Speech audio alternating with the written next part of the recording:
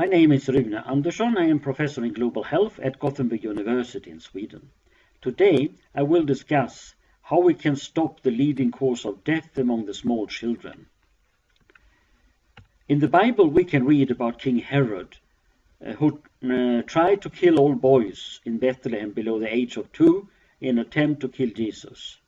He is no longer here. Instead, as a leading killer, we have the bacteria, pneumococci, that are causing deaths among not only boys but also girls, and mainly in the age group below 2.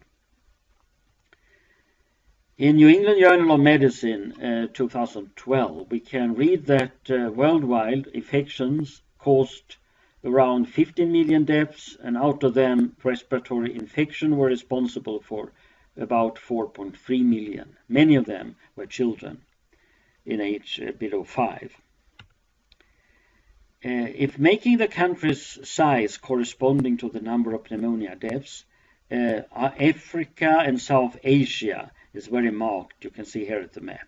The same area, the resources for healthcare is very limited, which means that we have to be very cost effective in our interventions. Vaccines are important in preventing infections, and for respiratory infections we have measles vaccine, pertussis, influenza, Haemophilus influenza type B, and here a figure on the conjugate vaccine for pneumococci. This is from a trial in the United States, giving childhood vaccinations with a vaccine covering 7 of the 95 capsule types of this bacteria. Now we have vaccines covering 10 to 13 types.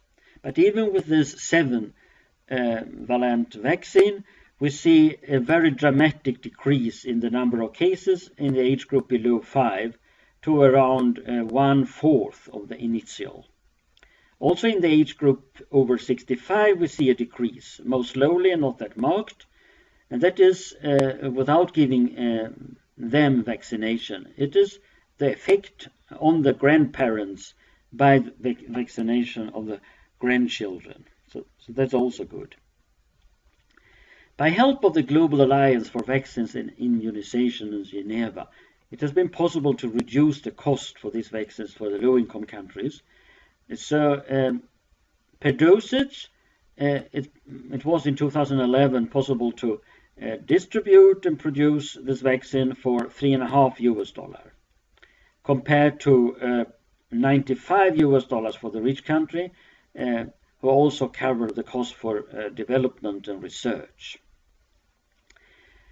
And by help of this, it has now been possible to implement it in many low-income countries in Ethiopia in 2011.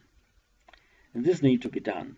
And it's, as for vaccines, important to have a high coverage in population and all working in healthcare, at schools, and also I think in churches and other parts of the civil society need to be involved to motivate all the parents to give their children vaccination. When visiting the houses in the low-income country, it's obvious that this is not enough. This is a traditional house in Ethiopia, and going inside, it is very smoky.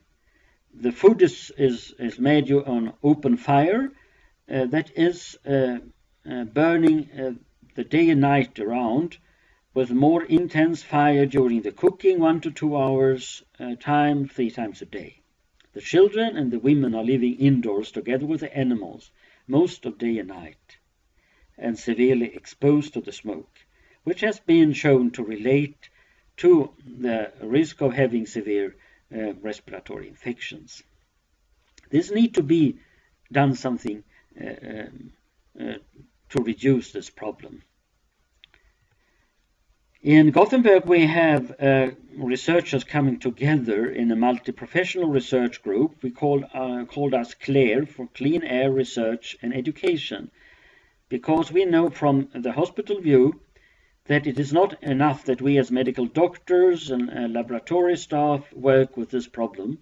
We also need to involve people in architecture, in design of ovens, etc., and persons involved in ventilation to solve the problem. In Ethiopia, here are two architects talking with one Swedish architect.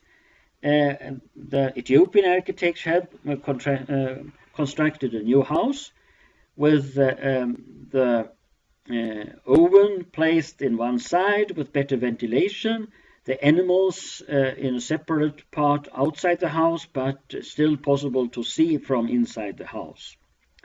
And this will soon be tested. And other interventions adapted to the wish of the people locally need to be developed worldwide to reduce this burden of indoor air pollution. And for this, I challenge you to try to do your best and think about solutions and possible interventions. I turn to the Bible at my last slide. The little boy was given 2 fishes and some bread to Jesus, and after the blessing, it was enough to feed more than 5,000.